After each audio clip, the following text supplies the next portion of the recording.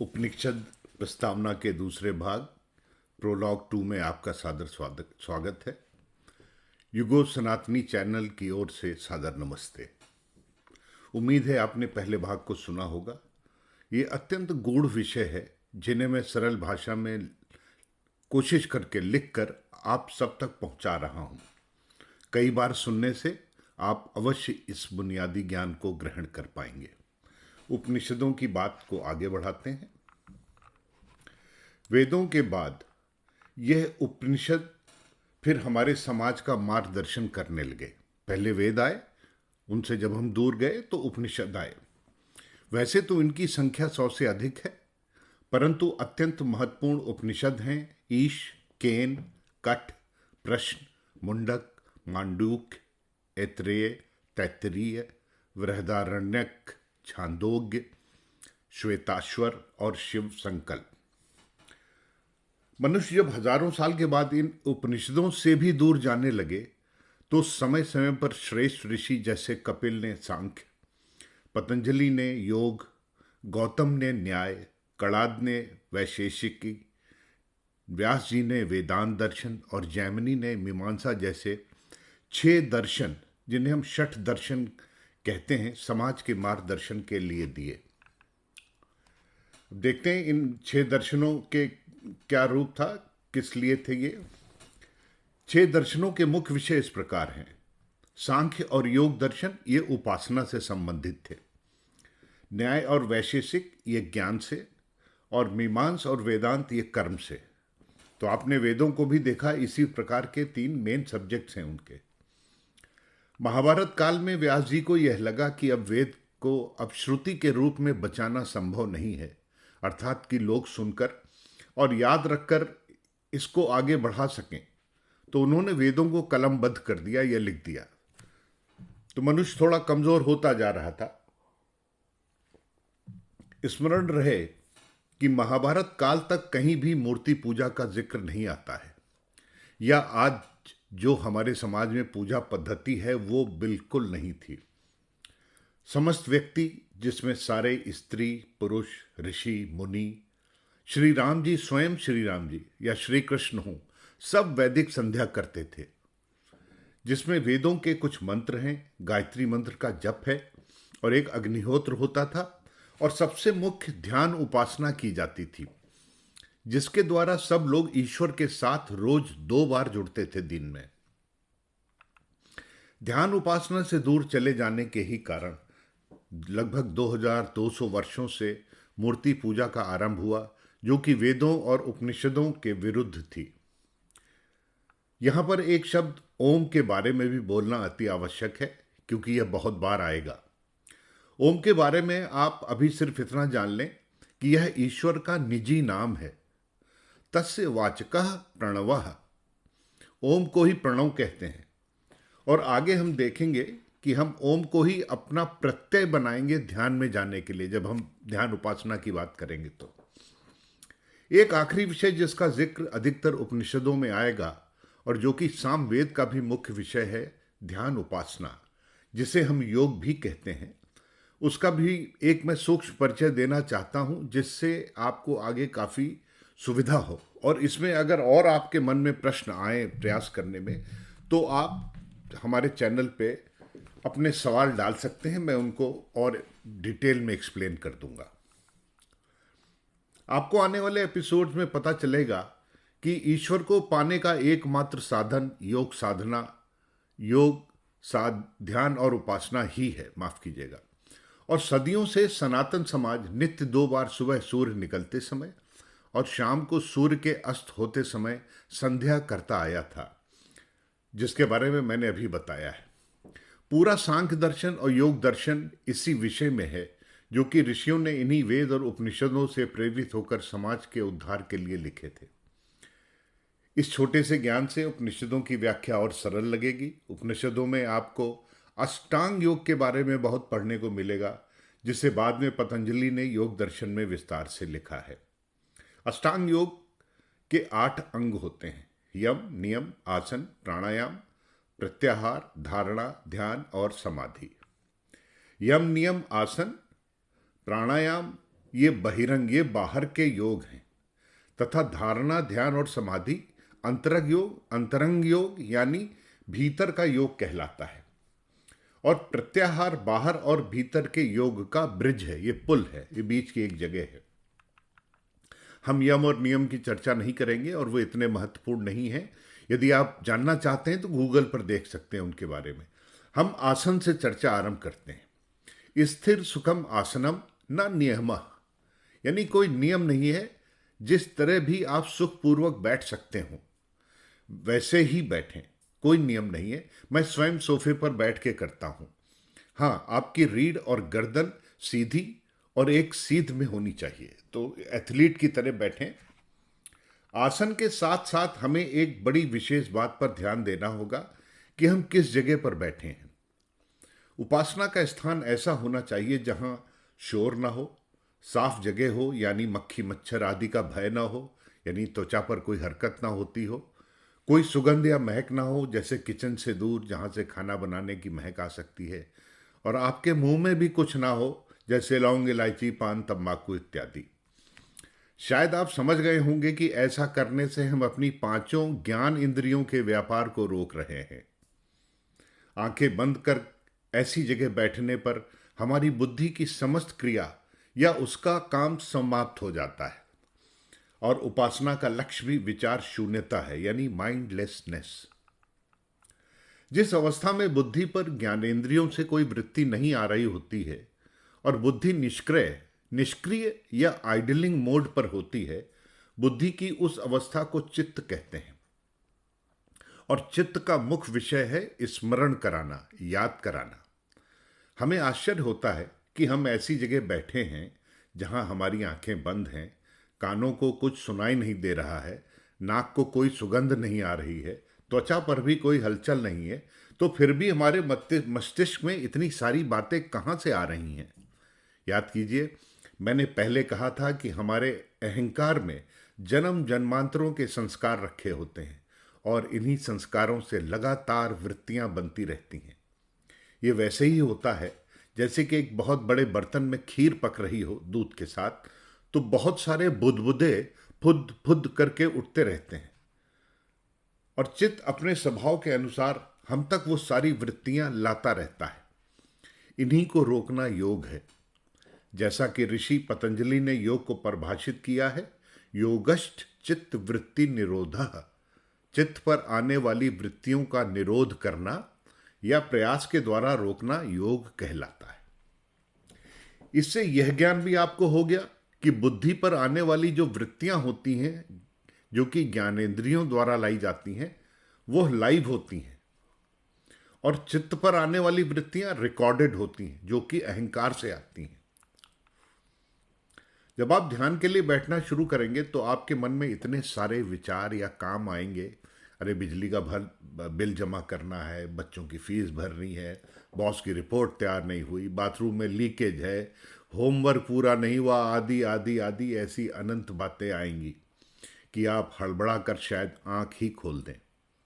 उन्हें आने दें और स्वतः जाने दें, और उन्हें दूर से देखें। इसमें भी प्रयास लगेगा। जब आप उनमें अपना इंटरेस्ट नहीं दिखाएंगे या इग्नोर करेंगे तो धीरे धीरे अभ्यास से ये वृत्तियां कम होती जाएंगी। ऐसा समझिए कि आपके मस्तिष्क में एक सड़े हुए बदबूदार प्याज का बहुत बड़ा पहाड़ है, और नित्य उपासना से, उसके अभ्यास से परत दर परत उतरती जाएगी। दूसरी तरह समझिए कि आपके मन का जन्मों का इकट्ठा किया हुआ कचरा साफ हो रहा है और आपके मस्तिष्क की सर्विसिंग हो रही है। हम इन चाही समस्त वृत्तियों को रोकने के लिए अपने द्वारा चुनी हुई एक वृत्ति से आरोपित या अध्यारोपण या सुपर इम्पोज करके योग में जाते हैं। तो हम क्या चुनेंगे वो आपको आगे पता चलेगा कि हम ओम को लेते हैं और कैसे लेते हैं। चलिए अब इसके आगे प्राणायाम की बातें करते हैं। ये बड़ा इम्पॉर्टेंट अंग है।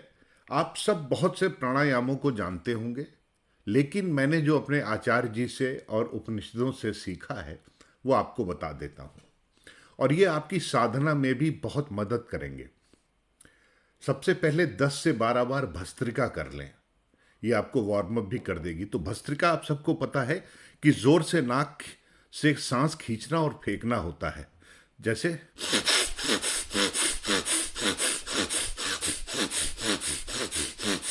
ये भस्त्रिका है। अच्छा, इसी समय मैं आपको एक क्रिया और बता देता हूं जिसका नाम है छर्दन। ये प्राणायाम से दूर है, अलग है, मगर भस्त्रिका में हम ऊपर भी सांस जोर से खींचते हैं और नीचे भी। मगर इस छर्दन को, जो कि जैसे आप एक बढ़ई को देखिए, एक खुरदरा लकड़ी का तख्ता हो, ऊंचा नीचा हो, खुरदरा, वो रंधे से खस खस के, घिस घिस के उसको चिकना कर देता है। उस क्रिया को छर्दन कहते हैं। ये हमारे योग दर्शन और सांख्य में ऋषियों ने बहुत अच्छे से समझाया है।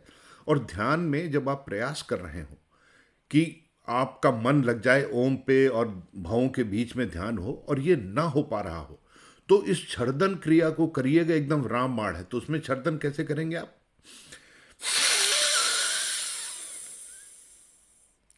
पूरे प्राण से, पूरी ताकत से नाक से बाहर हवा फेंकिए।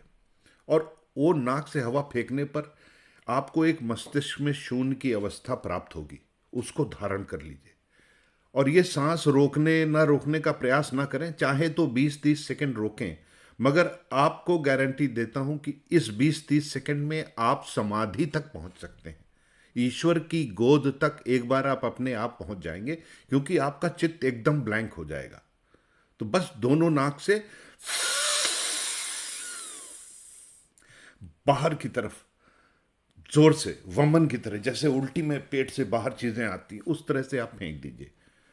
और इसको हर मिनट 4 बार करिए, 5 मिनट करिए, जब जब जब जी में आए। ये बहुत आसान तरीका है उपासना का। चलिए, तो हमने कहा कि 10 से 12 बार भस्त्रिका कर लें, अंदर सांस खींचें जोर से, बाहर सांस फेंकें जोर से। उसके बाद कम से कम 10-12 बार अनुलोम विलोम कीजिए, मगर थोड़े से बदलाव के साथ। हर बार एक नाक से सांस अंदर खींचने और दूसरी से बाहर फेंकने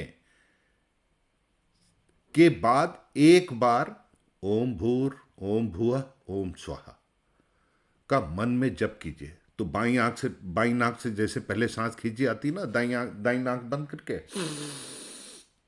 रुक जाइए, खींच के बोलिए ओम भूर ओम भुवः ओम स्वाहा। फिर दाई से सांस फेंकी जाती, निकल जाए, ओम भूर ओम भुवः ओम स्वाहा। ऐसा आपको 10 बार कम से कम करना है। इसके बाद एक और छोटा सा प्राणायाम, उसको हम कहते हैं रेचक, पूरक और कुंभक का 3 बार अभ्यास। अब रेचक पूरक कैसे होते हैं? दोनों नाक से सांस को बाहर फेंकना, ये रेचक हो गया। और पूरक, दोनों नाक से सांस को भीतर खींचना, ये रेचक और पूरक हो गया। मगर ये प्राणायाम में हर रेचक और पूरक के बाद आपको ओम भूर ओम भुवः ओम स्वः का मानसिक जप भी करना है। और इस प्राणायाम के लिए जब आप रेचक करें, जो पहली बार सांस को नीचे फेंकें, तो एक बार ओम भूर ओम भुवः ओम स्वः। मगर जब आप सांस ऊपर लें, पूरक, तो 2 बार ओम भूर ओम भुवः ओम स्वः, ओम भूर ओम भुवः ओम स्वः। इस क्रम को 3 बार कीजिए। इसी को शास्त्रों में, वेदों में, उपनिषदों में प्राणायाम कहा है। तो ये जो प्राणायाम शब्द आया, उसका ये रेचक, पूरक और कुंभक। कुंभक वो समय है जो रेचक और पूरक के बीच में, जिस समय हम ओम भूर ओम भुवः ओम स्वः कह रहे होते हैं, उस समय सांस एकदम रुकी होती है। उस गैप को कुंभक कहते हैं। चलिए आगे चलते हैं। इनके अभ्यास से आपके योग में जाने का मार्ग सरल हो जाता है, क्योंकि आपकी सांस गहरी होती जाती है और मन में चल रहे विचारों की गति भी सुस्त या धीमी पड़ती जाती है। उपनिषदों के अनुसार इससे हमारी नाड़ी तंत्र भी शुद्ध हो जाता है। जो हम कुंडलिनी वगैरह की बातें करते हैं, उन सब पर भी इनका असर पड़ता है, सीधा असर। अब प्रत्याहार की बात करते हैं, जो हमने कहा था, जो ब्रिज है अंतरंग योग और बहिरंग योग। तो अब हम अंदर के योग की तरफ जा रहे हैं। प्रत्याहार का अर्थ होता है इंद्रियों को वापस खींचना या उन पर नियंत्रण करना। प्रत्याहार बाहर और भीतर के योग का ब्रिज है, यानी पुल है, और यहां से हम अंतरंग योग में जाने की तैयारी कर रहे हैं। आपको प्रत्याहार के बहुत सारे साधन मिल जाएंगे, जैसे किसी मंत्र का थोड़ी देर के लिए जप कर लेना, गायत्री मंत्र को 10-11 बार पढ़ लेना। लेकिन मैं आपको एक सरल विधि बता रहा हूं जिसे मैंने उपनिषदों में पढ़ा और स्वयं भी करता हूं। आप एक गहरी सांस, आंखें देखिए, इन सब के करने में आंखें हमेशा बंद रखिए। आप आंखों को बंद करिए और एक गहरी सांस खींचिए और उसको रोक लीजिए। फिर अपना पूरा ध्यान अपने पैरों के दोनों अंगूठों के आगे के भाग पर ले जाएं। चाहें तो दोनों अंगूठों को धीरे से नीचे की ओर दबा दें एहसास के लिए। यह प्राणों की एक अत्यंत विशेष जगह होती है, जो पैर के अंगूठे, उनका अग्रिम भाग जो है। सांसों को रोके हुए धीरे धीरे अपना ध्यान अंगूठों से एड़ी, एड़ी से घुटनों तक, घुटनों से कमर तक, उसके चारों ओर अपनी कमर के भीतर अपने उपस्थ, गुदा, रीढ़ की हड्डी के अंतिम स्थान तक ले जाइए और फिर सांस छोड़ दीजिए। इस प्रक्रिया को कम से कम 3 बार कीजिए, यानी अंगूठे से लेकर कमर तक और कमर के अंदर बाहर भीतर जितने सारे ऑर्गन, सबको देखते हुए ऊपर नीचे तक कीजिए। इसके बाद आप फिर एक गहरी सांस खींचकर उसे रोक लीजिए और अपना सारा ध्यान अपनी नाभि पर ले जाइए। नाभि से अपने दिल पर, हार्ट पर, हार्ट से गले के सबसे नीचे के स्थान पर, वहां से अपनी तालुब पे यानी पैलेट पर, वहां से दोनों भौहों के बीच में, और वहां से अपने सर के ऊपर, और फिर सांस को छोड़ दीजिए। यहां भी 3 बार इस प्रक्रिया को दोहराइए। अब आप लोगों को समय लगेगा, मगर मैं इसी प्रक्रिया से ही सीधे ध्यान में चला जाता हूं। यदि आप अभ्यास में नए हैं तो इसे कई बार करिए। प्रत्याहार के बाद अब हम अंतरंग योग में जाने के लिए तैयार हो गए हैं। जैसा कि ईश्वर ने हमारा अंतःकरण बनाया है कि उसमें हम जागते हुए कभी विचार शून्य नहीं हो सकते, इसीलिए हमें एक प्रत्यय की, प्रत्यय क्या होता है? एक ऐसी चीज या कोई ऐसा शब्द या एक ऐसी वृत्ति आदि जिसे मन होल्ड कर सके, धारण कर सके, चुनना पड़ता है। तो हम एक चुनी हुई वृत्ति से ध्यान में जाते हैं। वेद और उपनिषदों में ओम के जप को ही श्रेष्ठ प्रत्यय यानी चुनी हुई वृत्ति कहा गया है, और ओम ईश्वर का निज या पर्सनल नाम भी है। एक प्रकार से हम अपने चित्त को आदेश दे देते हैं कि मुझे और कुछ नहीं जानना या देखना है सिवाय ओम के मानसिक जप के, मुझे और कुछ मत लेके आओ। अब हम जप के बारे में जान लेते हैं, जो हमने जप बोला है। जप जो है 4 प्रकार के होते हैं। पहला बैखरी, यहां हम जोर से उच्चारण करते हैं और शब्द बिखर जाता है, जैसे ओम ओम ओम। ओम कहने की भी यही प्रक्रिया है, इससे ज्यादा जोर ओम नहीं बोला जाता। ओम, तो ये ओम बोला जोर से और ये बिखर गया हवा में।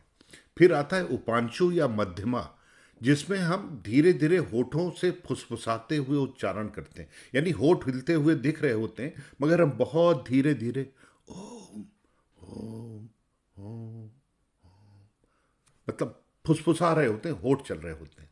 और तीसरा है मानसिक जप, जिसमें हम मन में जप कर रहे होते हैं और हमारा मन, हमारे होठ नहीं चल रहे होते हैं। और अंतिम जप है पराजप, जो कि हमारे मन में उस समय भी चल रहा होता है जब हम समाधि की अवस्था में ईश्वर की गोद में होते हैं। तो हमें मानसिक जप करना है ओम का। कैसे? 8 से 10 बार पहले ओम का बैखरी जप करना है, ओम ओम ओम। फिर थोड़ी देर उपांशु, ओम ओम ओम, और उसके बाद मानसिक जप पर आ जाना है। ओम के मानसिक जप के साथ हमें पूरा ध्यान अपनी दोनों आंखों की जो भौवें हैं उनके बीच में रखना है। इसी स्थान पर अंदर प्री फ्रंटल कॉर्टेक्स कहते हैं, मस्तिष्क में, हृदय आकाश में जीवात्मा और परमात्मा दोनों का वास है। हम वहीं रहते हैं, यानी पुरुष और पुरुष विशेष दोनों वहीं रहते हैं। ओम के मानसिक जप का अभ्यास धारणा कहलाता है, और जब इस ओम जप की एक तांता बन जाती है और ओम के अतिरिक्त कोई और विचार चित्त पर नहीं आ जा रहा है, तो ये अवस्था ध्यान कहलाती है। इसी अवस्था में पहुंचने के लिए हमें वर्षों तक और कई जन्मों तक अभ्यास करना पड़ता है। समाधि अवस्था हमारे हाथों में नहीं है। समाधि में ईश्वर हमें स्वयं लेके जाता है। तो हमारा हक जो है वो केवल ध्यान तक है। समाधि ईश्वर की कृपा है। जैसे हम बिस्तर पर सोने के लिए लेटते हैं, पर नींद में या सुषुप्ति में हमें ईश्वर लेके जाता है। हम स्वयं नहीं कहते कि हमें ड्रीमलेस स्लीप दे दो, ईश्वर स्वयं लेके जाता है। और इस सुषुप्ति का सुख ईश्वर ने समस्त जीव जंतुओं और प्राणियों को दिया है। अभ्यास और वैराग्य ध्यान उपासना के दो स्तंभ हैं। आरंभ में आप 10 मिनट से शुरू करें और धीरे धीरे 24 मिनट तक जाएं। एक घड़ी में 24 मिनट होते हैं, तो कम से कम हमें एक घड़ी तो अपने परम पिता परमेश्वर के साथ बितानी ही चाहिए। और 50 वर्ष की उम्र के बाद मैं कहूँगा कम से कम 1 घंटा उपासना का अभ्यास करना चाहिए। इस विषय पर आपको स्वामी अडगड़ानंद जी द्वारा गीता के चैप्टर 4 और 6 को हिंदी या इंग्लिश में पढ़ना चाहिए। शायद इंटरनेट पर भी PDF वर्जन उपलब्ध है। स्वामी जी की व्याख्या में कोई उनका निजी मत नहीं है और वे सांख्य, योग दर्शन, वेदांत आदि के भी ज्ञानी हैं। और यदि सिर्फ सुनना है तो YouTube पर शैलेंद्र भारती जी के द्वारा रिकॉर्ड किया हुआ गीता का 6ठा अध्याय अवश्य सुने।